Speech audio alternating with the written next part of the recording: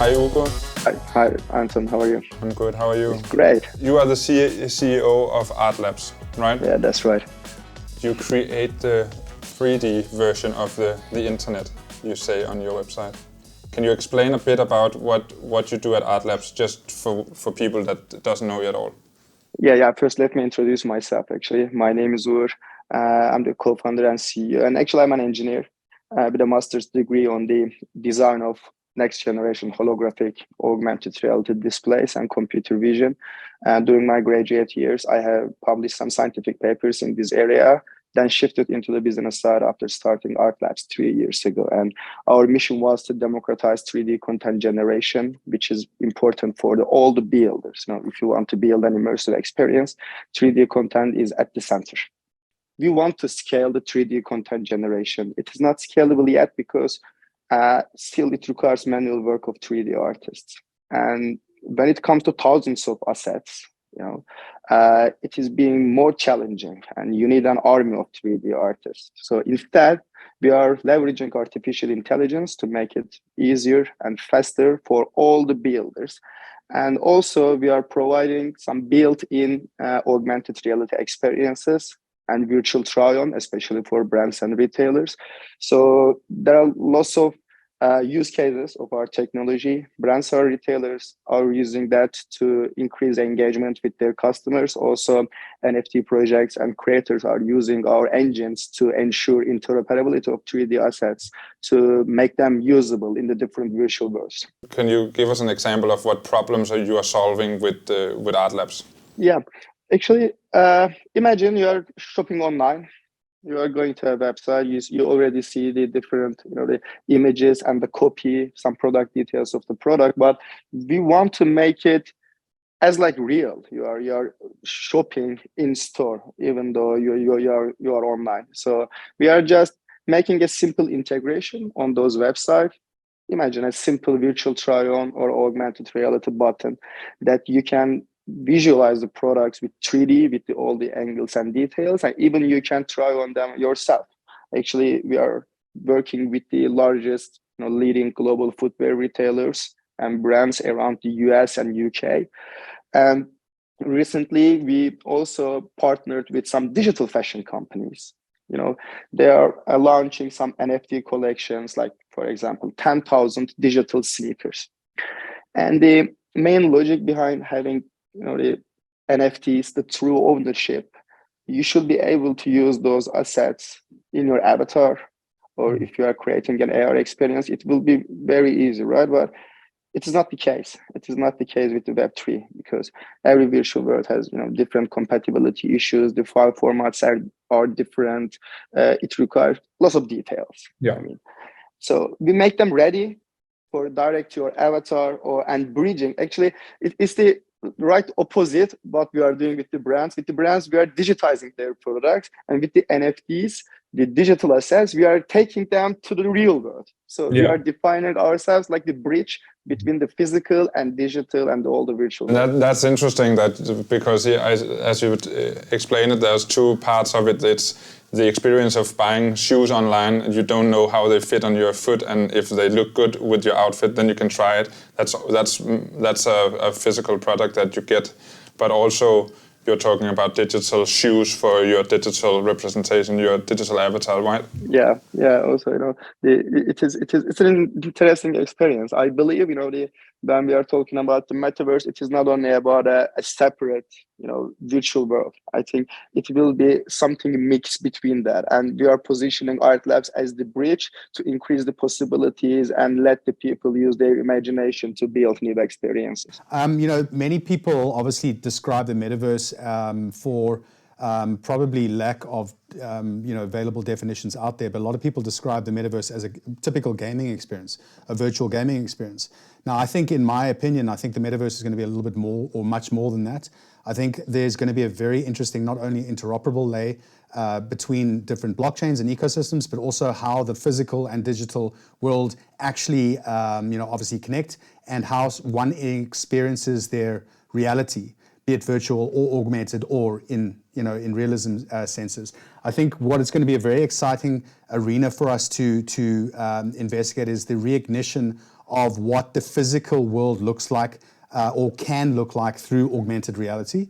And I think there's going to be a very interesting play for traditional businesses going, well, I'm not going to build a metaverse, or a virtual reality experience or an immersive experience, where I think almost like Walmart is an example, where they went out with Roblox and they created this extremely expensive, immersive virtual reality environment, and the numbers are not going to be there, and they're going to sit there and go, okay, well, oops, what have they done? Whereas I think there could have been a smarter play, because they've got all these physical retail outlets, it's one of the biggest companies in the world. But imagine if they just introduced a simple augmented reality experience in their shopping experience. They would have completely changed, their typical shopper who is probably not going to be a metaverse user in the next, 3 or 4 years. And they would have enhanced that shopping experience. They would have provided a different a layer of entertainment. Try to explain that, because what are you saying? What do you suggest? Well, I suggest maybe taking a step back and not going down this very intensive investment route of building a metaverse where, in the traditional sense, is a virtual reality gaming experience, where I think if companies are coming into the space and they want to test Web3, they want to test what the metaverse could be like, they can look at their physical world around them, be it a restaurant, be it a shop, be it a fun fair, or what do you call it, like a theme park, and add these additional layers of augmented reality on top of that to enhance a user experience.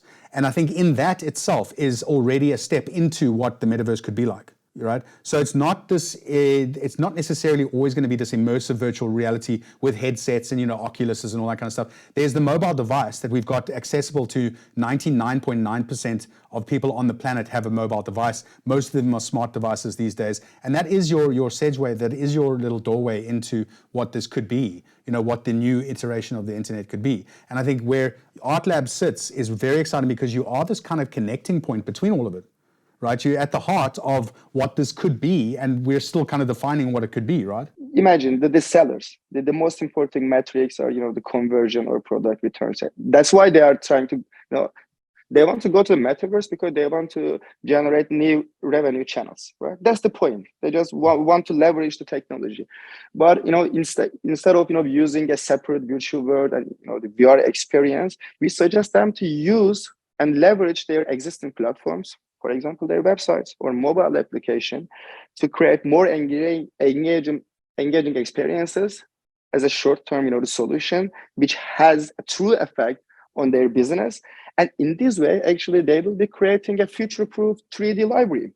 So generating a 3D library gives additional opportunities to create new experiences when they are ready. So it's a really good step for their metaverse foundation. I think also just take a look at e-commerce, right? So you've got Amazon, you've got Lazada in the East, or Alibaba, right? It's the same company. And you've got these major e-commerce platforms out there that all look the same. And they're all being designed basically around the fewer clicks, the quicker the checkout process be, the higher the, obviously, GMV, the gross merchant value is, and the more money they make. And they kind of, it's all in this race to the bottom environment where it's completely margin driven, it's all volume driven, and that's the extraction of their own bottom line, or focus on their bottom line at the cost of the user experience. And one of the biggest cost components of e-commerce is returning items. Right, so they have to bear that cost of returning items. What augmented reality or the try-on option gives them is this opportunity to minimize that cost impact to their business. So it really does take their, and it's not, I imagine, and maybe you can also explain a little bit more, it's not a lot of technical competence that they need to introduce these new layers of technology. Actually, it's a very complicated thing, but not for them, because, our mission is to make it simpler. Yeah. The main bottleneck of those experiences, as I told you, is the digital twin creation. If it is a single product, that's easy. You can do it with a 3D artist, you can play around and make it perfect. But for example, imagine the largest footwear retailer, they have 30,000 products. 30,000.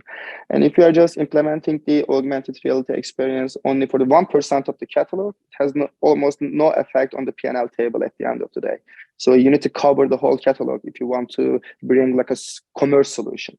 So in artlabs, we are providing the full service to the SaaS integration including everything. So we have some special methods to generate those 3D models at scale to make sure we are covering the whole catalog.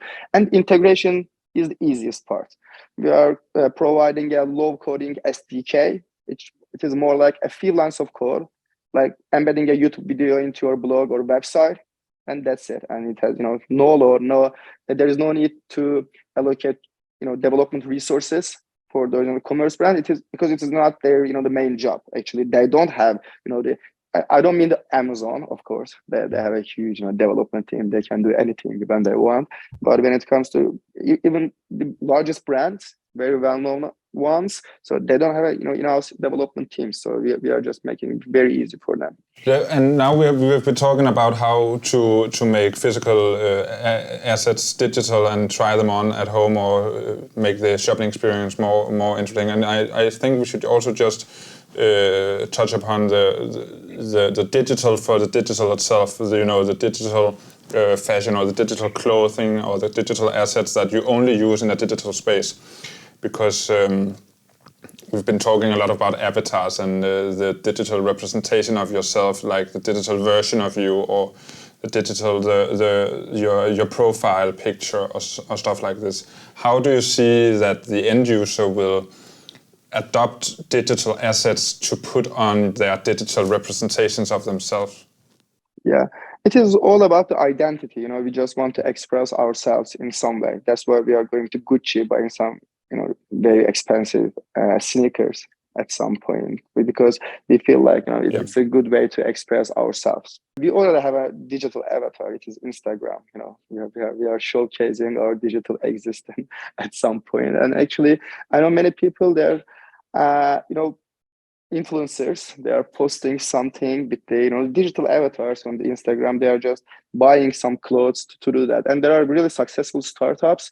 We already know some of them. They are focusing on the digital clothing creation with the famous designers and the brands. They are collaborating each other to just the digital first clothing items. And the good thing about the digital verse, it is limited with your imagination.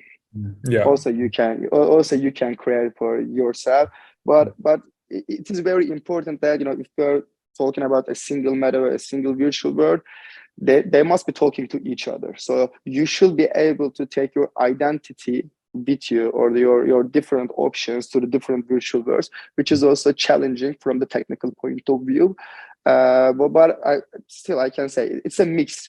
We have an identity, the physical identity and the digital identity, and both of them are affecting each other.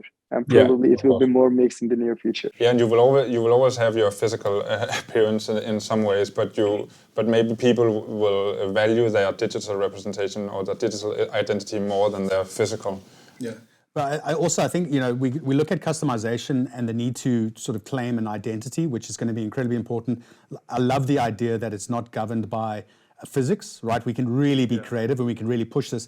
But it's also going to be interesting because if you look at traditional offline physical items, like especially luxury items, there's an enormous secondary market for this. Like, Gucci bags on the secondary market are sold for incredible amounts because sometimes they even increase in value. What the chances that the secondary market in accessories, digital accessories, is going to be enormous. So people are going to be able to flip their customization options so many more times with a very low to minimal carbon footprint, right? So like you can wear a different item at every single digital event that you go to, and it's going to be incredible. Like people are just going to go on this huge creative vibe, and they're going to be popping up at new and wonderful outfits like every single time. Yeah. It's literally going to be like a night at the Oscars every night, that you go out there, right? But then they can flip this because the need to be new and relevant and all this, but also claim an identity is going to be important. But the chances people are going to make a lot of money. This is a big business. The secondary market in accessories is going to be enormous. It's going to be a multi-billion-dollar business. And I think if you're in the right space at the right time and you capitalize on this, especially if you're talking about royalties, and let's not go down the whole path of what's the future of royalties look like, but there's an enormous amount of money to be made in digital customization of avatars. How ready do you think, Uğur, how ready are the customers, the users for this? I think maybe we talked a bit about gaming before. Gamers is pretty early adopters of this technology, and the fashion industry as well, as we talked about. But how ready do you think like the average person is to use digital assets like this? Actually, the market is already huge. As Philip said, we know that people are buying and selling it, but when it comes to the time spent on those virtual worlds and having that diversity, I think we will have some time. But also the technology follows. There are some limitations in some cases. We all know that the new interfaces developed by the tech giants, the Google, Microsoft. I mean, they are putting billions of dollars. And, very controversial things. They are putting more than billions at the end of the day. So with more immersive experiences and with the glasses and the development in the the transistors actually in the electronics level. I mean, the computation is not that easy in the 3D world, unlike 2D internet. So, but still, I still believe we are already there. But still too early. Maybe we are just having the 1% of that. But next 2-3 years will be very exciting. But I wouldn't say 10 years. Impossible. No. Because we are already taking too much steps there.